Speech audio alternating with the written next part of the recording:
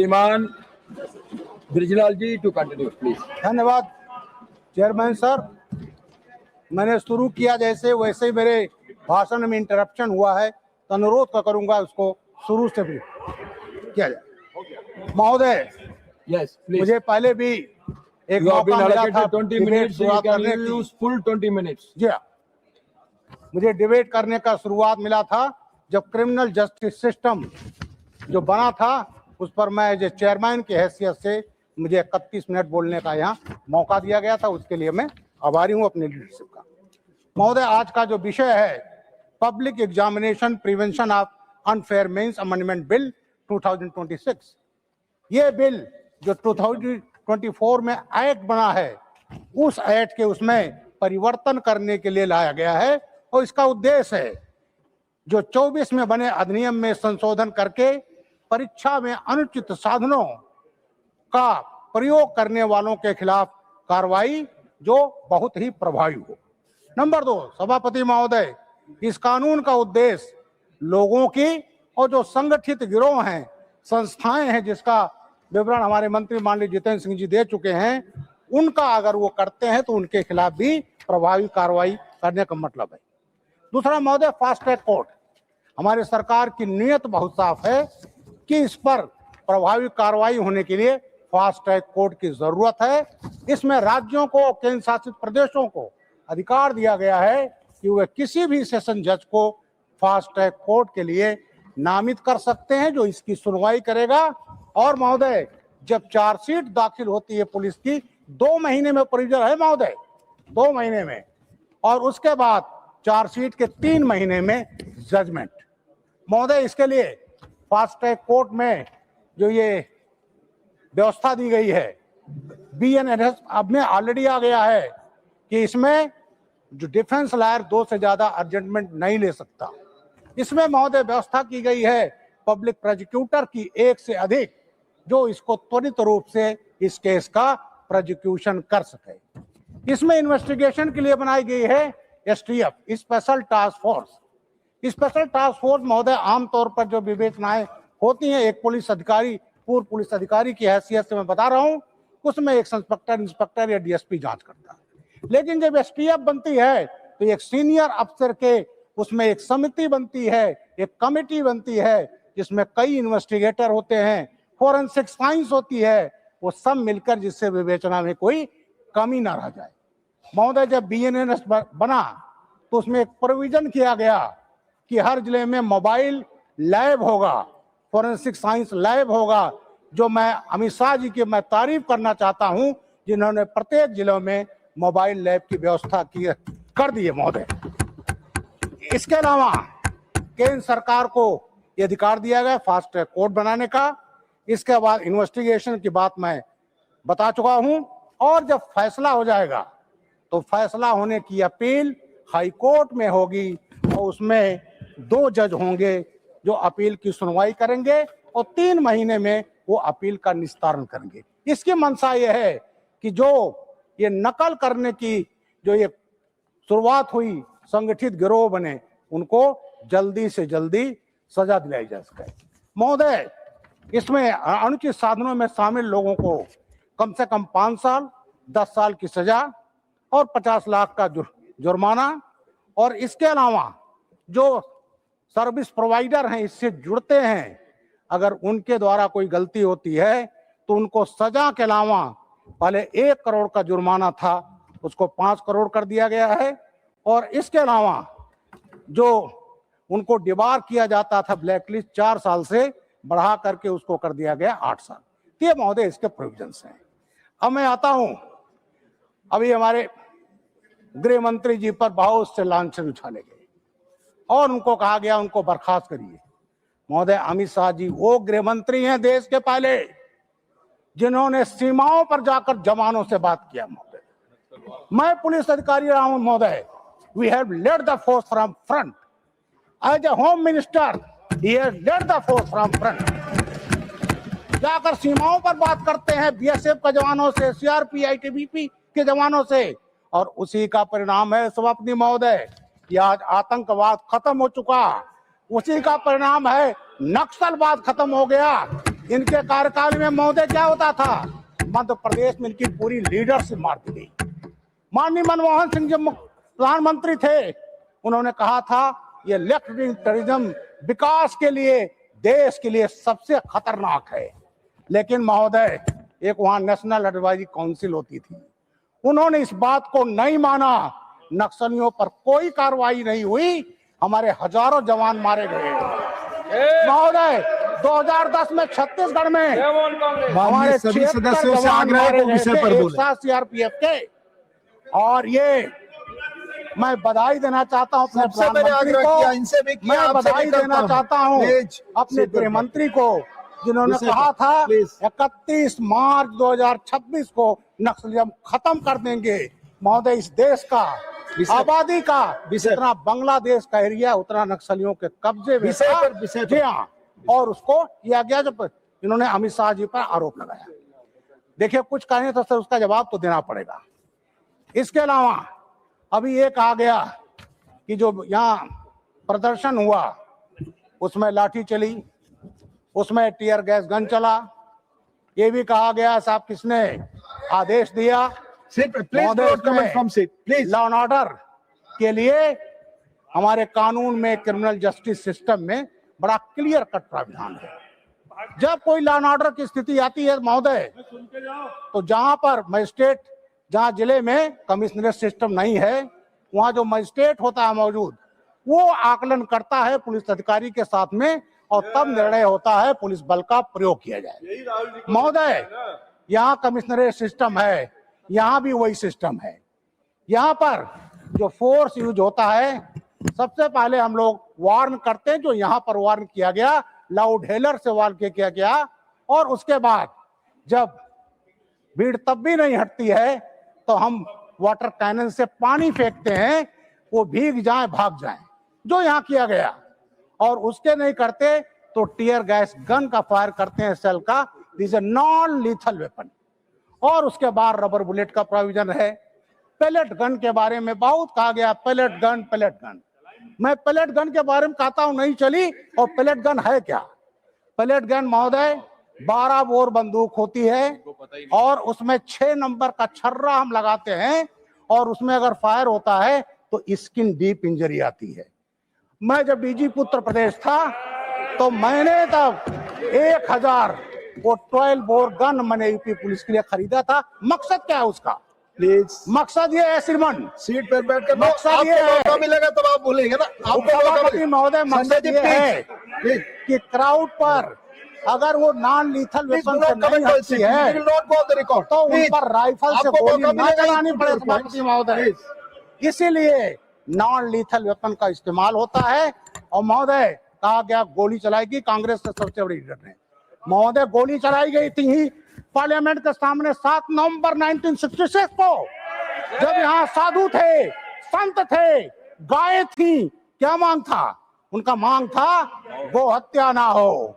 और यहाँ पर सीधे 303 राइफलों से गोली चलाई गई थी। 8 संत की हत्या हुई थी, गायों की हत्या हुई थी। कांग्रेस की सरकार थी, इनके पार्टी की दूसरी प्रधानमंत्री थी। और उसके बाद यहाँ पर स्वामी करपात्री जी ने, महाराज ने साफ दिया था, उन्होंने कहा था मैं संतों का खून माफ करता हूं, लेकिन जो गौ माता की हत्या हुई है उसको मैं माफ नहीं करूंगा। तो ये महोदय गोली तो ये लोग चलाते थे। महोदय, अभी कहा गया असम में किए, बंगाल में किए, और बड़ी हठधर्मिता बीजेपी की रही कि छात्रों से इन्होंने वार्तालाप नहीं किया। हमारे मंत्री जी बैठे हैं यहीं पर, माननीय जितेंद्र सिंह जी, माननीय नड्डा जी, जब हुआ तो उन्होंने वार्तालाप किया छात्रों से किया, असामाजिक तत्वों से नहीं किया, पूरा प्रयास किया। और महोदय, हठधर्मिता थी कांग्रेस की। 1983 फरवरी इलेक्शन होना था असम का, उसमें ऑल असम स्टूडेंट संग्राम परिषद आसू और वहां के संगठन क्या डिमांड कर रहे थे कि चुनाव कराने पहले जो बांग्लादेशी हैं, घुसपैठिए हैं, उनके वोटों लाखों लाख न डालेंगे, उनको हटा दो तब चुनाव कराओ। लेकिन हठधर्मिता ये हुई कि नहीं किया गया, अनशन जोर पकड़ा। और फरवरी 83 में नेली नरसंहार हुआ था महोदय। नेली 3000 से ज्यादा लोग मारे गए। तो सर तो ये हत्याएं तो ये कराते थे। कश्मीर हम अभी भूले नहीं है महोदय। ये लोग कह रहे हैं कि साहब आपने कुछ नहीं किया। अरे आप ही की सरकार थी, हजारों लाखों पंडित भगा दिए गए और वहां धर्मग्रंथों से, धर्म स्थलों से ऐलान होता था हिंदुओं चले जाओ, और क्या क्या मैं उसको यहाँ पर अपना उसको कह करके मैं अपने को कष्ट नहीं देना चाहता, और तब ये लोग चुप थे। आज भी उन पंडितों के बारे में जब कोई होता है तो उसकी बात नहीं उठाते। अब सभापति महोदय आता हूं मैं। अभी हमारा समाजवादी पार्टी है, समाजवादी पार्टी के एक बड़े नेता का मैं बयान पढ़ रहा था कि साहब नीयत साफ होनी चाहिए, पेपर परीक्षा पर साफ नीयत जरूरी है। महोदय हमारी नीयत तो बिल्कुल साफ है, और नीयत साफ ना होती तो 2024 में ये हम एक्ट नहीं लाते। और उत्तर प्रदेश में महोदय हमारी नीयत साफ थी। जब 1992 में माननीय कल्याण सिंह जी मुख्यमंत्री थे और माननीय राजनाथ सिंह जी शिक्षा मंत्री थे, तो नकल विरोधी अध्यादेश लाए थे। महोदय यूपी बोर्ड दुनिया का सबसे बड़ा बोर्ड है, मैं भी उसी बोर्ड का रहा हूं, उसी बोर्ड से पास किया हूं। और जब ये हुई, ईमानदारी से परीक्षाएं होने लगी, क्योंकि जब एक सरकार 1989 में आई थी तो नकल का बोलबाला था, इसलिए जरूरत पड़ी, तो हमारी नीयत साफ थी। लेकिन जब 1993 का चुनाव हुआ तो समाजवादी पार्टी के बड़े नेता ने खुलेआम कहा था हमारी सरकार आएगी, कोई लड़का फेल नहीं होगा। महोदय परीक्षा में परीक्षा देते हैं तो फेल भी होते हैं, पास भी होते हैं। महोदय मैंने सन 70 में हाई स्कूल का इम्तहान दिया है और मेरी 77% पर यूपी में 43rd रैंक थी। मैंने 72 में इंटरमीडिएट दिया है तो मेरी 79% पर 10th रैंक थी। महोदय उस समय अगर इंटरमीडिएट का रिजल्ट 30-35% आ जाए, बहुत अच्छा रिजल्ट आया है। हाई स्कूल का 40% टच हुआ, बहुत अच्छा आया।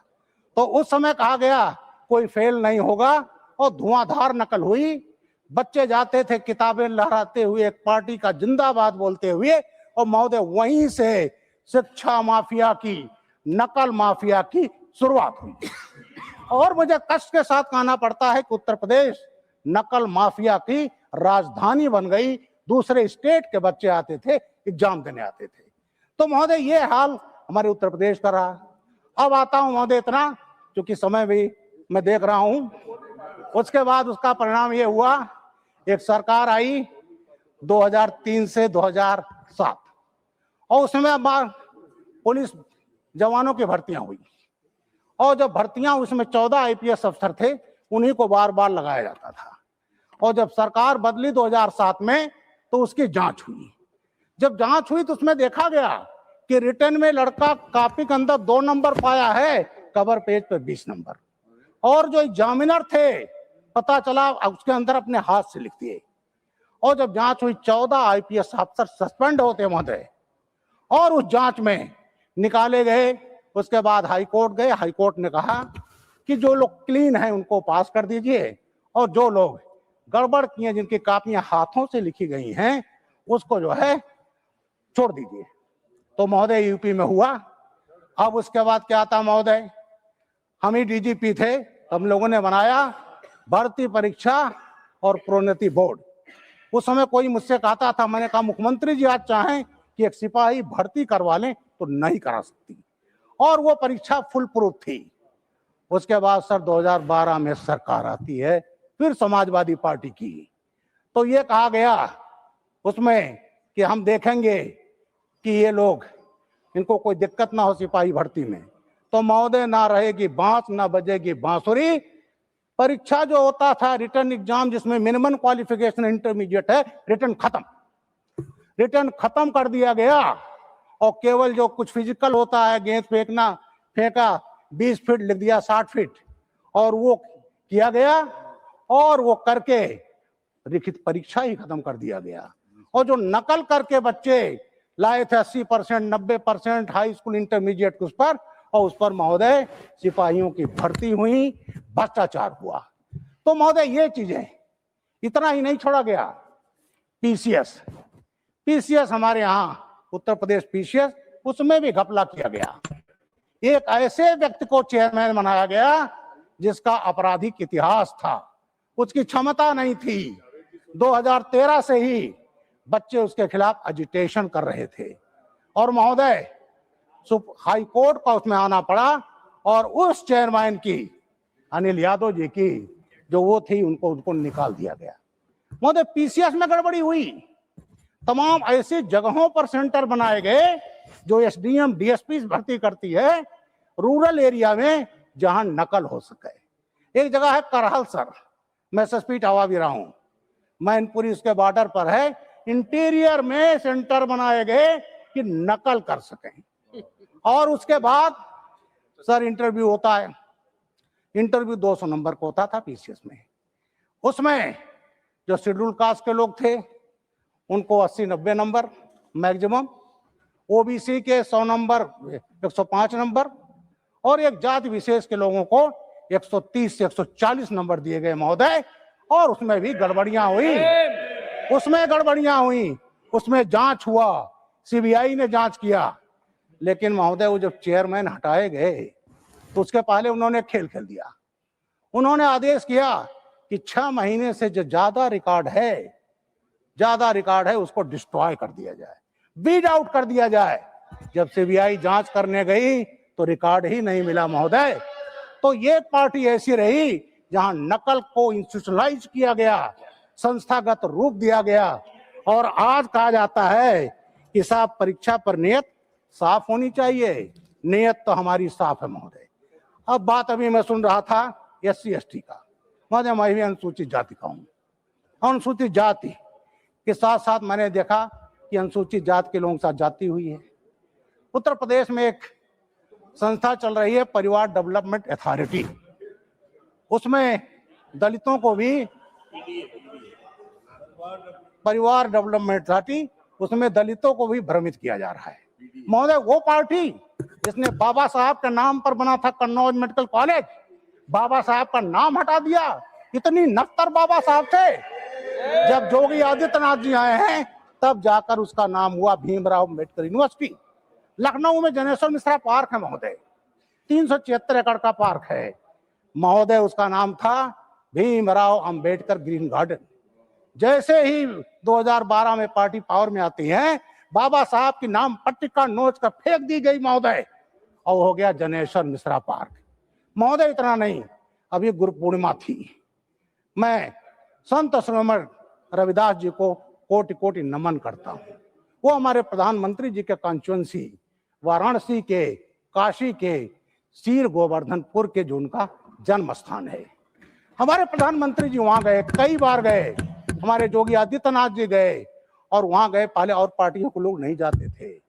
और एक जिला है महोदय बनारस का, भदोही जिले का शिक्षा जुड़ा महोदय इसमें, और भदोही का नाम था पॉइंट ऑफ ऑर्डर पे, संत रविदास नगर। ऑर्डर पे है मिस्टर मनोज झा, प्लीज।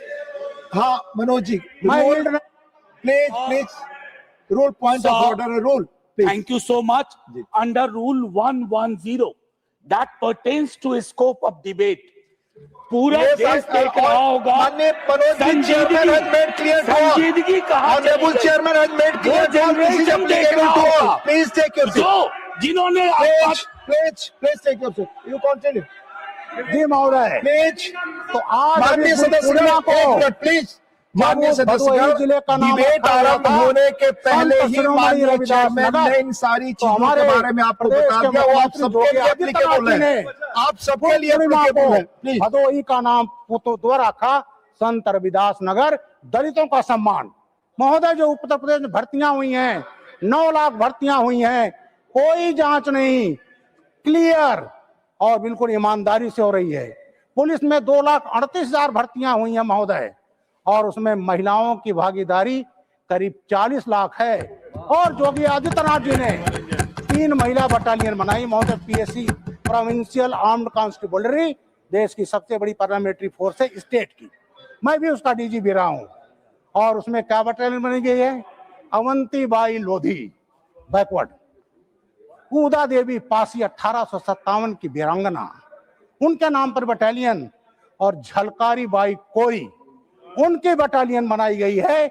महिलाओं की जो पहली बार ये हुआ है बटालियन बनाई गई और उसको सम्मान किया गया। तो महोदय इस तरह से अब ये बात आई शिक्षा की। महोदय, मैं ST/ST कमीशन का चेयरमैन रहा हूं यूपी का। अलीगढ़ मुस्लिम यूनिवर्सिटी और बनारस यूनिवर्सिटी का एक सेम है। 1916 का BHU और 1920 का अलीगढ़। लेकिन आज अलीगढ़ मुस्लिम यूनिवर्सिटी दलितों को रिजर्वेशन नहीं देती है, जामिया मिलिया नहीं देती है। क्यों नहीं देते? सेंट्रल यूनिवर्सिटी है, भारत सरकार का, हमारे सबका जो टैक्स का पैसे चलता है। लेकिन दलितों को हमारे कांग्रेसी भाई नहीं बोलेंगे उस पर, समाजवादी नहीं बोलेंगे कि दलितों को क्यों नहीं दिया गया। अगर दलितों को दिया गया होता तो आज हमारे हजारों इंजीनियर डॉक्टर ये होते, जो इन्होंने वंचित कर दिया।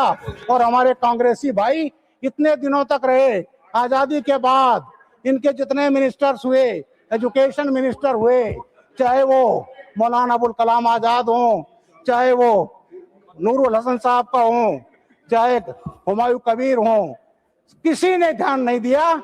और सुप्रीम कोर्ट ने निर्णय दिया था 1968 में कि आप धर्म के नाम पर, जाति के नाम पर नहीं कर सकते। सर, सुप्रीम कोर्ट का निर्णय भी नहीं माना गया। उस पर ये नहीं बोलेंगे कि दलितों को रिजर्वेशन को क्यों नहीं दिया। थैंक यू, बहुत बहुत धन्यवाद सब।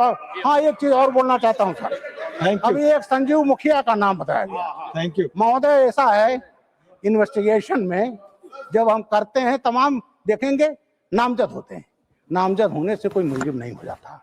जब इन्वेस्टिगेशन होता है थारो, तो उसमें तय होता है कौन मुलजिम है कौन नहीं। अब तक फाइनली चार्जशीट लगती। जहां मुखिया की बात है उसको उठाया गया, जांच किया गया, लेकिन CBI को उस नीट की परीक्षा में असंलिप्तता नहीं। लेकिन बिहार के और केस में था, वो जेल में था, जेल में गया, वो भुगत रहा है। लेकिन इस चीज को बताया गया कि साहब छोड़ दिया गया, ये फर्जी नैरेटिव है। तो ये कांग्रेस पार्टी ये सब तो फर्जी नैरेटिव करने के माहिर है। सभापति, बहुत बहुत धन्यवाद, बहुत बहुत धन्यवाद। Your point of order rule is rule under 240